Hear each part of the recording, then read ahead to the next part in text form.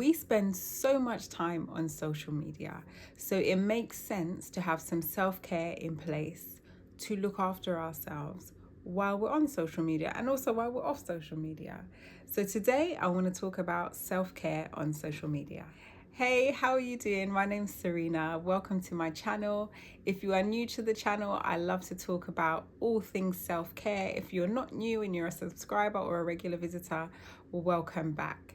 So today I want to talk about looking after yourself, implementing self-care while you are on social media. You ready? Let's go. Now, the reason why I want to talk about self-care on social media is because in the last maybe 10 years, the way that we use social media, the way that social media has exploded has been massive. And we find ourselves spending so much time on social media, but that can also contribute to a lot of stress, a lot of anxiety, a lot of comparison, and just a lot of wasting our time when we could be doing other things as well. I think social media is excellent. Don't get me wrong. You're on social media watching me right now. So that's a really good thing. And it can be really great to be informed, to keep in touch, to be entertained, to be inspired.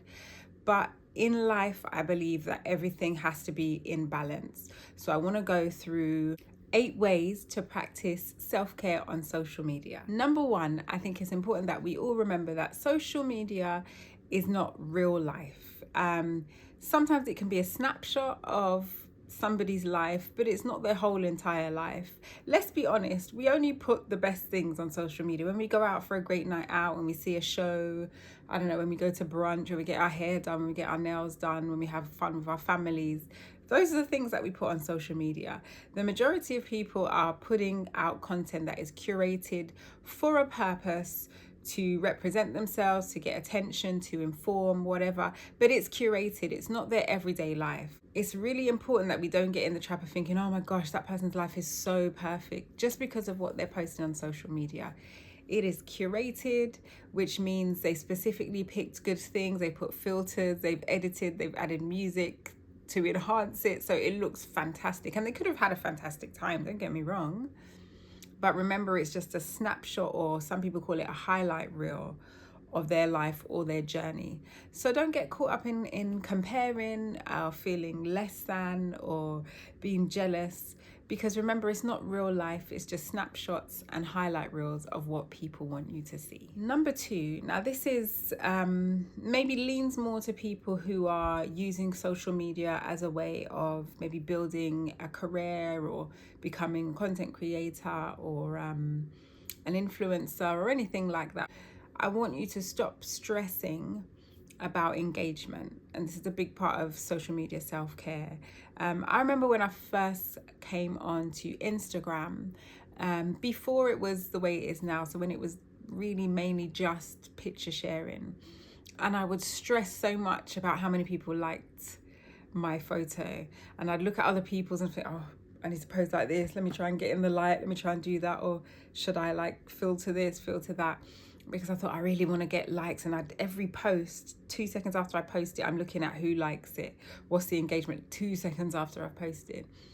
And I was getting stressed out about it, and then it wasn't fun, it wasn't creativity, it was just stress, and I never got good engagement anyway. I don't have a big excuse me, I don't have a big Instagram following even now, with all the effort that I was putting in for all the pictures, trying to make them look this way and that way, and stressing and looking at who's looking at my engagement. And it meant that I couldn't enjoy it. And actually, when I went to post, I felt a lot of anxiety. If you are creating content, do it because you love doing it.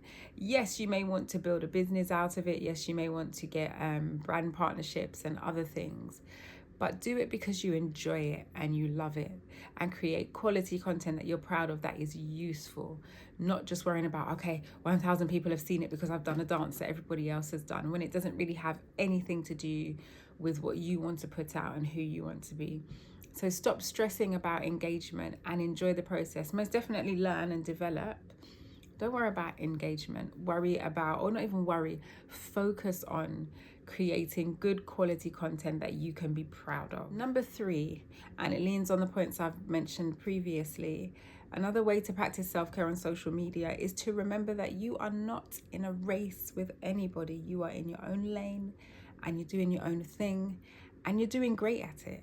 You are doing great at it. You don't need to look at other people and worry and think, oh my gosh, they've done all these things and I haven't done anything. Oh, my account is terrible.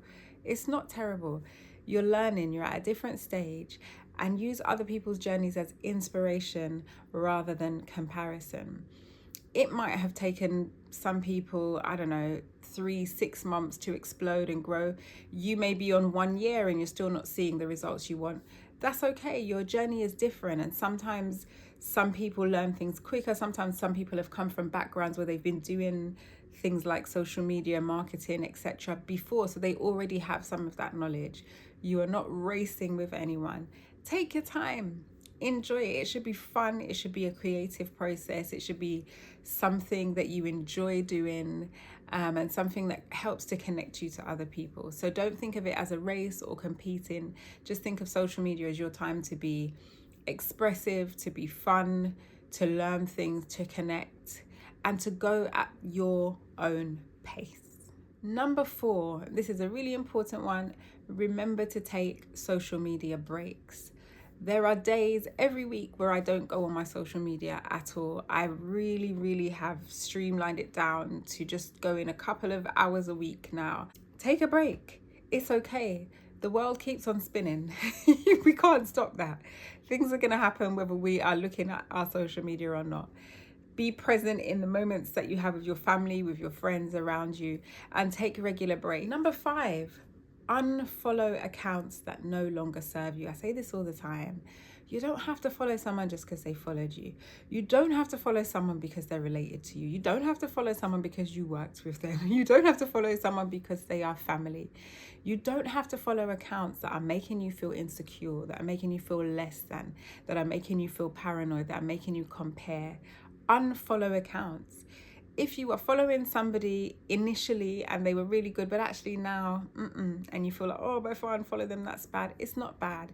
You have to think of yourself. You have to think of your mental health, and you have to think of your well-being and your self-care. So do not be afraid to unfollow accounts. If an account is no longer relevant, if it's not bringing you joy, if it's not helping you to connect to people in a positive way, unfollow that account. Don't worry about it. Just unfollow that account and live your life with joy. With joy, people, with joy. Number 6, I think a great way to practice self-care on social media is to go on there with a plan. What are you going to use it for? Now, some people, as I said before, are using social media as a way of building a business, building extra streams of income, becoming an influencer, promoting themselves. Some people are just using social media as a way to unwind, relax. Some people are using social media as a way to learn, to educate themselves, to grow. Some people are just using social media to connect with other people. Have a plan. Don't try and do everything because it doesn't suit you. I remember when I first started and I wanted to teach people specifically about hair care, natural hair care, and I still want to do that and I still will be doing that. But I went on and I saw other people that were sort of sharing bits of their life and their family holidays and things like that. So I thought, oh my gosh, I have to do that too. And I started trying to share pictures of me walking in the park with the kids and going out to dinner with my husband and stuff like that. And it was very stressful because the lines for me got blurred. It was like, well, I want to do hair, but I feel like I have to do other things to keep up with everyone else. I didn't really have a plan. I didn't really know specifically what I wanted to do. And that caused me a lot of stress. Now I have a plan. Now I know what I want to do. I love educating people. I love talking to people. I love helping people. So that's what I'm going to focus on. It's not a personal account just for you to see all that I do every day. I mean, you might want to see some things that I do in the day and you can let me know and I'm happy to share some things. But primarily, I know my social media is about me educating and sharing and helping and supporting people because that's what I love to do. That's what I do as a job. That's what I've studied. That's what I've done courses in. And it just naturally comes out of me. So that's what I want to do. So have a plan. Have a plan, know what you want to use social media for, and then stick to that. Don't try and do everything for everyone, because then you're able to be more successful and be more laser focused in what you're doing because you have a plan. Have a plan for social media. Number 7, limit the amount of time that you spend on social media. You shouldn't be on social media for hours in a day. It should just be a couple of minutes here and there, in my opinion. I think that's the most healthiest amount of time to spend. Obviously, if you're editing things and putting things on and changing things around and updating things, that's sort of different, but you're not really consuming social media when you're doing things like that. You're creating. But limit the amount of time. It's so important to be present when you're in the presence of somebody, present at work, present in your life, present in your relaxation time, so that you can experience that more fully and have a more rich experience throughout the day, throughout your life, throughout the times that you're spending with people that you love and the times that you spend by yourself. If you're constantly on social media throughout the day, so any opportunity that you get, any few minutes that you get, you're on your phone scrolling, checking posts, watching TikToks on YouTube, you're not spending quality time with yourself, but also with others around you. And that can affect your mental health in a negative way.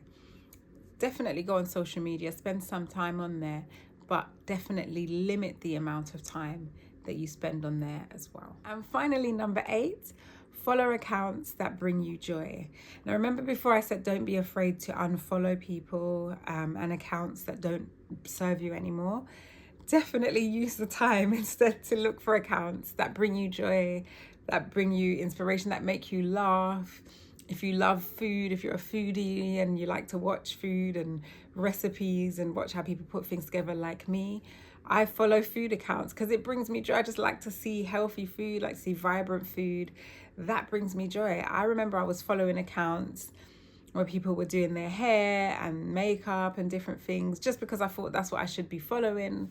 And it made me feel really insecure because I wasn't on the same sort of journey or wavelength as them. And so I felt like there was something wrong with me. So I unfollowed those and I thought, well, what do you like doing? You love music, you love food, you love just seeing nice pictures, you love cute things, you love to laugh. So those are the sort of accounts that I follow. Following accounts that bring you joy is so important because whenever you go on social media, that experience is going to be a positive one. I do think it's also useful and important to follow accounts that are informative and can teach you things as well. But again, it's all balanced. You don't want to follow like 100 news channels because sometimes news can be incredibly depressing. So you balance it well. But make sure you are following accounts that bring you joy, because we need joy. We need joy in our life. We need joy sprinkled through the day. So it's so important to be intentional about the accounts that you choose to follow. So there you have it, 8 simple ways to practice self-care on social media. I hope you found those useful. If you want me to expand on anything, if you have any questions, if you maybe have some ways or some techniques that you use to practice self-care on social media, please put them in the comments below. Let's share. Sharing is caring. Let the community know. And if there's anything else you want me to cover, please do let me know. Take care out there. Spend your time wisely. Spend your time wisely. Spend some time on social media. I think it's cool. It's good to spend time on social media learning and being entertained and connecting. But spend more time off of social media than you do on it. Most definitely. Guys, take care. I will see you in the next video. God bless. Have a great day.